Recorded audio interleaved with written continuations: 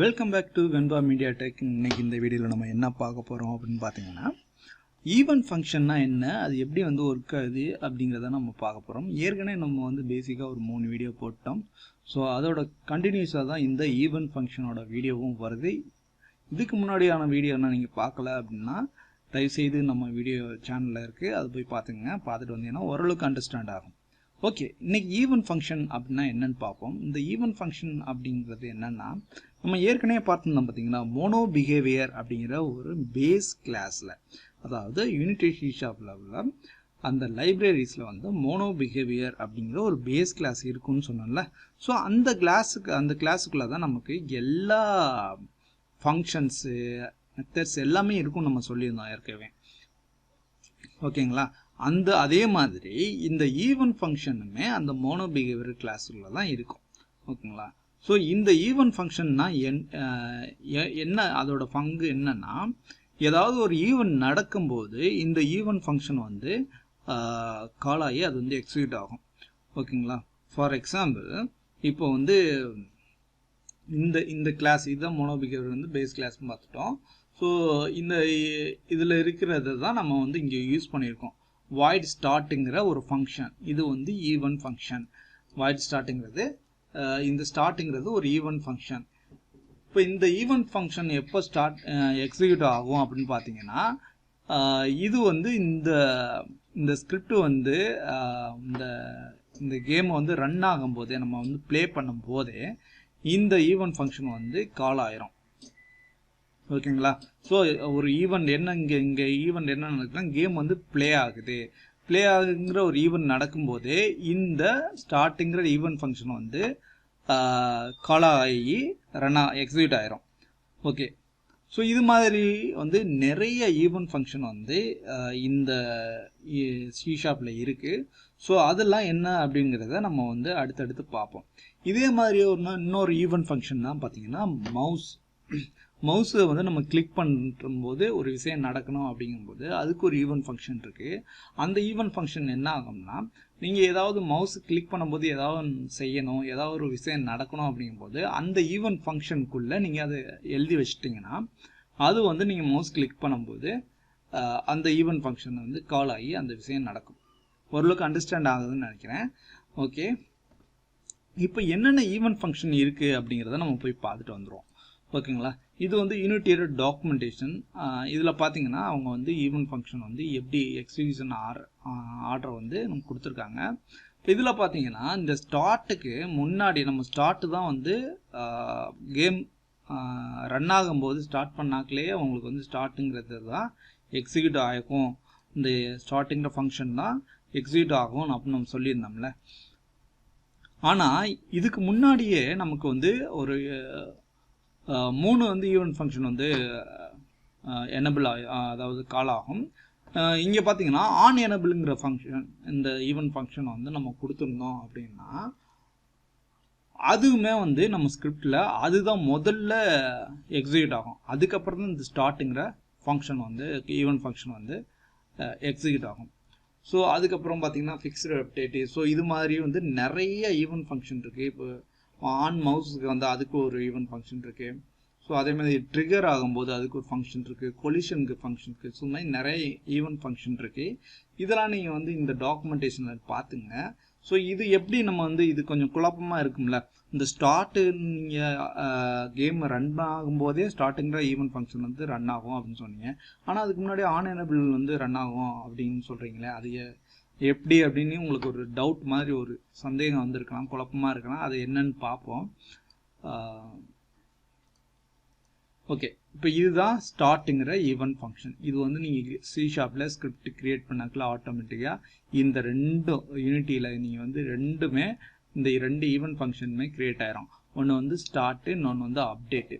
இந்த start event function வந்து என்ன ஆகும்னா, உங்களுக்கு கேம் ரன் ஆக ஆரம்பிச்சோன்னுமே முதல்ல இதில் உள்ளது தான் இதுக்குள்ளே உள்ள இது தான் வந்து எக்ஸிக்யூட் ஆகும். இந்த வாய்ட் அப்டேட்டுக்கு வந்து இது வந்து ஒன்ஸ் பர் ஃப்ரேம், அதாவது இந்த வந்து ஒவ்வொரு ஃப்ரேமு வந்து நீங்கள் வந்து லோட் ஆகும்போதும் இந்த அப்டேட்டுக்குள்ளே உள்ள இந்த அப்டேட்டுங்கிற ஃபங்க்ஷன் ஈவென்ட் ஃபங்க்ஷனுக்குள்ளே உள்ள விஷயங்கள்லாம் வந்து எக்ஸிக்யூட் ஆகும். ஓகேங்களா? ஸோ இப்போ வந்து நம்ம ஆன் எனேபிள்ங்கிறதுக்கு நம்ம பார்ப்போம். இப்போ நம்ம ஆன் எனேபிள்ங்கிற ஒரு ஈவென்ட் ஃபங்க்ஷனை கிளிக் பண்ணி பார்ப்போம்.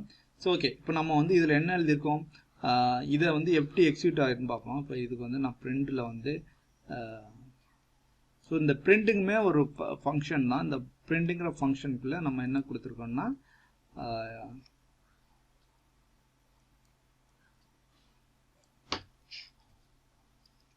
இது வந்து ஸ்டார்ட் ரன் ஆகுதுன்னு நம்ம தமிழில் எழுதிக்கிறோம். இதுக்குள்ளே எழுதுறது நீங்கள் என்ன வேணாலும் எழுதிக்கலாம். டபுள் கொட்டேஷன் போட்டு நீங்கள் என்ன ஸ்ட்ரிங் வேணாலும் கொடுத்துக்கலாம். இதில் சாரி, இதில் வந்து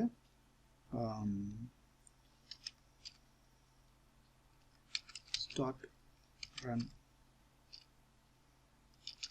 ஓகே. இது ஏன்னா சில பேருக்கு வந்து இது வந்து ஸ்டார்ட் ரன்னிங்னா அவங்களும் அதே மாதிரி ரன்னிங் தான் எழுதுவாங்க. ஸோ என்னன்னா எரர் வரும்னு நினைப்பாங்க. அப்படி இல்லை, இந்த ஸ்ட்ரிங் வந்து நீங்கள் எப்படி வேணாலும் எழுதிக்கலாம். அதுக்காண்டி தான் நான் வந்து தமிழில் எழுதியிருக்கேன். இப்போ இதை வந்து சேவ் பண்ணிடுறோம். கண்டிப்பாக நம்ம ஸ்கிரிப்டில் எந்த சேஞ்ச் பண்ணாலும் சேவ் பண்ணிடுறோம். கண்ட்ரோல் எஸ் கொடுத்து அதுக்கப்புறம் நீங்கள் வந்து கேமுக்கு வந்துட்டு நம்ம வந்து கேம் ஆப்ஜெக்டில் தான் இந்த ஸ்கிரிப்டை வந்து ட்ராக் அண்ட் ட்ராப் பண்ணி போட்டு வச்சுருக்கோம். ஸோ இப்போ நம்ம கன்சோல் எடுத்துக்கிறோம். ஏன்னா கன்சோலில் தான் நமக்கு அந்த டெக்ஸ்ட் வந்து தெரியும், பிரிண்ட் ஆகும். ஸோ இந்த கன்சோலை வந்து நம்ம வந்து இங்கே கொண்டு வச்சுக்கோம், சீனுக்கு பக்கத்தில். ஓகே, இப்போ நான் இந்த கேமை ரன் பண்ணுறேன். என்ன பார்த்தீங்களா? ஸோ ரன் பண்ணாலுமே இங்கே வந்து பார்த்தீங்கன்னா ஸ்டார்ட் ரன் ஆகுது அப்படின்னு வந்துச்சு. கேம் ரன் ஆனாலுமே நமக்கு இங்கே வந்துச்சு. இப்போது நம்ம அங்கே எந்த விதமான வேற ஆன் எனேபிள், ஏன்னா இதுக்கு முன்னாடி வந்து என்ன இருக்கணும், ஸ்டார்ட்டுக்கு முன்னாடி ஒன்று ரீசெட் இருக்கணும், ஆன் எனேபிள் இருக்கணும், அவேக் இருக்கணும். இது மூணுமே இல்லை. இப்போ ஆன் எனேபிள் ஒன்று போடுவோம். ஸோ இது மூணுமே இதுக்கு இந்த ஸ்கிரிப்டில் இல்லாதனால ஸ்டார்ட்டுங்கிற ஒன்று இருக்கனால அந்த எக்ஸிக்யூட் ஆர்டரில் பார்த்துட்டு வந்துட்டு ஸ்டார்ட் இருக்குது. ஸோ ஸ்டார்ட்டை எக்ஸிக்யூட் பண்ணிடுச்சு. இப்போ நம்ம ஆன் எனேபிள் ஃபங்க்ஷனை இங்கே போட்டு பார்ப்போம். ஆன் எப்போவுமே இந்த ஃபங்க்ஷன் வந்து எழுதும்போது கேப்ஸ் வந்து முக்கியம். முதல் எடுத்து கேப்ஸு. ஸோ இந்த எனேபிளில் வந்துங்க இந்த இ வந்து கேப்ஸாக இருக்கணும். ஸோ ஆன் எனேபிள் கொடுத்துட்டிங்கன்னா உங்களுக்கு ஆன் எனேபிள்ங்கிறத ஈவென்ட் ஃபங்க்ஷன் கிரியேட் ஆகிரும். இப்போ இதுக்குள்ள ஒரு பிரிண்ட்ங்கிற ஒரு function எழுதிக்குவோம். Print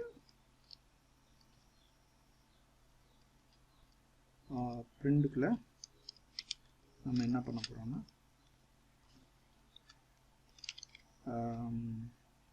on enable run ஆகுது அப்படின்னு போட்டுக்கிறோம்.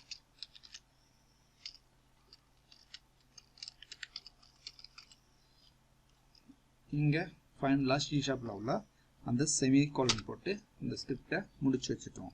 இப்போ கண்ட்ரோல் எஸ் கொடுத்து சேவ் பண்ணிவிட்டு மறுபடியும் கேமுக்கு போயிட்டு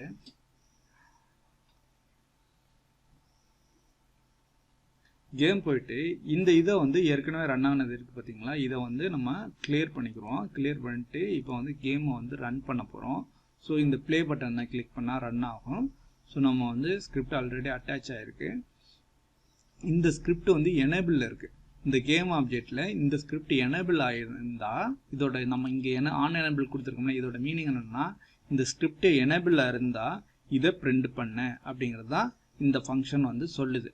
இந்த ஸ்கிரிப்ட் அதாவது நம்ம மை ஸ்கிரிப்டுங்கிறது வந்து அந்த ஆப்ஜெக்டில் எனேபிளாக இருந்துச்சுன்னா, இந்த ஆப்ஜெக்டில் எனேபிளில் இருந்துச்சுன்னா எனக்கு ஆன் எனேபிள்னு ஆன் எனேபிள் ரன் ஆகுதுன்னு பிரிண்ட் பண்ணு அப்படின்னு கொடுத்துருக்கோம். ஸோ இது என்ன எனேபிள் டிசபிள்னா இங்கே பார்த்தீங்கன்னா டிக் மார்க் இருக்கு. இது எனேபிள், இது டிசபிள். ஸோ இது டிசபிள், டிக் மார்க் இருந்தால் எனேபிள். இப்போ நமக்கு டிக் மார்க்கு எனேபிளில் தான் இருக்குது. கிளியர் பண்ணிட்டு ரன் பண்ண போகிறோம்.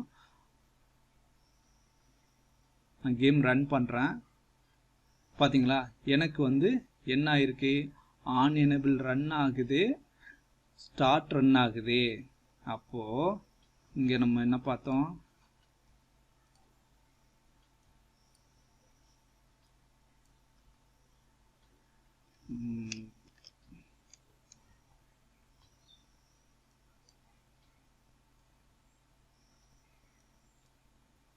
இது பார்த்தீங்கன்னா ஸ்டார்ட் ஃபஸ்ட்டு வந்து ஆன் எனபிள் தான் எக்ஸிக்யூட் ஆகும், அதுக்கப்புறம் எந்த ரீசெட் ஆகும் அது நம்மகிட்ட இல்லை. ஸோ நம்ம ஸ்டார்ட் ஃபங்க்ஷன் போட்டிருக்கோம்.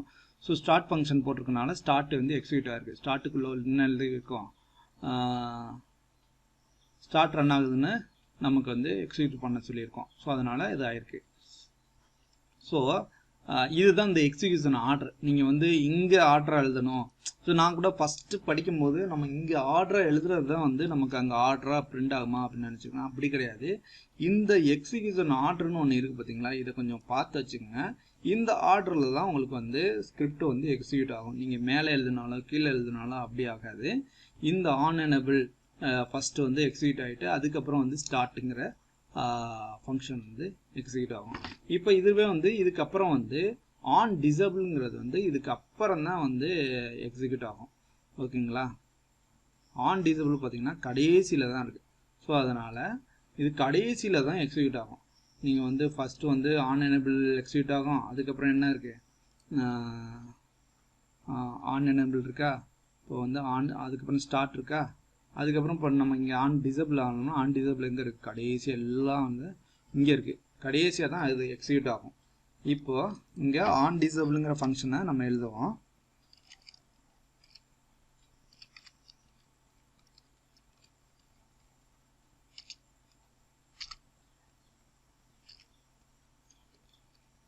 ஆன் டிசபிள் இதில் வந்து பிரிண்டுங்கிற ஒரு ஃபங்க்ஷன் போட்டு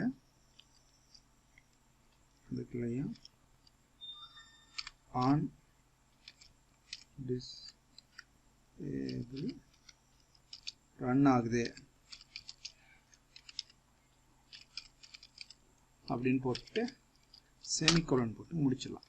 இப்போ ஸ்கிரிப்டை சேவ் பண்ணிவிட்டு நம்ம நேராக இங்கே போயிடுவோம். இங்கே வந்து ரன் ஆகிட்டு இருக்கு ஸ்கிரிப்ட் கேமு, அதை வந்து ஸ்டாப் பண்ணிடுவோம். ஓகே, இப்போ நம்ம என்ன சொல்லியிருக்கோம்னா, இந்த ஸ்கிரிப்ட் வந்து எனபிளில் இருந்துச்சுன்னா, இந்த ஸ்கிரிப்ட் வந்து அந்த கேம் ஆப்ஜெக்டில், ஸோ இந்த கேம் ஆப்ஜெக்டில் இந்த ஸ்கிரிப்ட் வந்து எனபிளில் இருந்துச்சுன்னா எனக்கு வந்து ஆன் எனபிள் வந்து கால் ஆகணும். கால் ஆகி அதுக்குள்ளே எழுதியிருக்க நான் டெக்ஸ்ட் வந்து எனக்கு இங்கே பிரிண்ட் ஆகணும். அதுக்கப்புறம் வந்து ஸ்டார்ட் பிரிண்ட் ஆகணும்.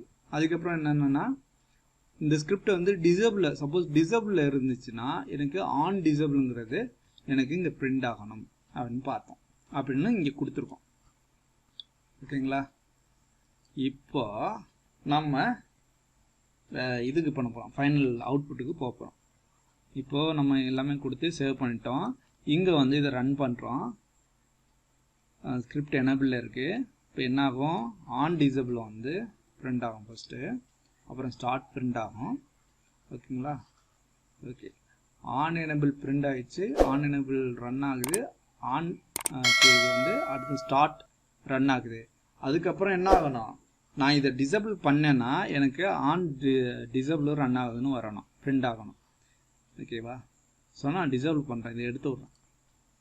பார்த்தீங்களா, ஆன் டிசபிள் ரன் ஆகுது, எனக்கு இந்த ஸ்கிரிப்ட் வந்து இந்த ஆப்ஜெக்டோட இல்லை அப்படின்னு அது பிரிண்ட் ஆயிடுச்சு. இப்போ நம்ம எனபிள் பண்ணுவோம். இப்போ ஆன் எனபிள் ரன் ஆகுதுன்னு வரணும். ஓகேங்களா, ஸோ இப்படி தாங்க ஈவன் ஃபங்க்ஷன் வந்து அது எக்ஸிக்யூஷன் ஆர்டர் படி தான் உங்களுக்கு வந்து ரன் ஆகும். ஸோ இதுதான் வந்து ஈவன் ஃபங்க்ஷன். இது வந்து உங்களுக்கு வந்து கேமில் வந்து ரொம்பவுமே யூஸ் ஆகும். நிறைய விஷயத்திற்கு வந்து இந்த ஈவன் ஃபங்க்ஷனை வந்து நம்ம யூஸ் பண்ணிக்குவோம் கேம் வந்து கிரியேட் பண்ணும்போது. ஸோ இது வந்து ரொம்ப கொஞ்சம் இம்பார்ட்டண்டான டாபிக். மேட்டும் மற்ற வந்து ரொம்ப டீப்பாக வந்து ஃபங்க்ஷன்ஸை பற்றி நம்ம பார்ப்போம் அடுத்தடுத்த வீடியோஸில். இது ஓரளவுக்கு புரிஞ்சிருக்கும்னு நினைக்கிறேன். ரொம்பவும் குழப்பமாக இருந்துச்சுன்னா ஆரம்பத்துலேருந்து வீடியோ பாருங்கள். நமக்கு வந்து நம்ம சேனலில் வந்து இந்த வீடியோவுக்கு கீழே வந்து நம்மளோட டெலகிராம் லிங்க் இருக்குது. அதில் வந்து உங்களோட சந்தேகத்தை நீங்கள் கேட்டுக்கலாம். நிறைய ஆர்டிஸ்ட் வந்து அந்த டெலகிராமில் இருக்கிறாங்க. அவங்க கூட வந்து நீங்கள் வந்து உங்கள் ஒர்க்கை வந்து ஷேர் பண்ணிக்கலாம். ஸோ நிறையா டவுட் இருந்தாலும் அதை வந்து ரிசால்வ் பண்ணிக்கலாம். கண்டிப்பாக அதை கிளிக் பண்ணி ஜாயின் பண்ணிக்கோங்க.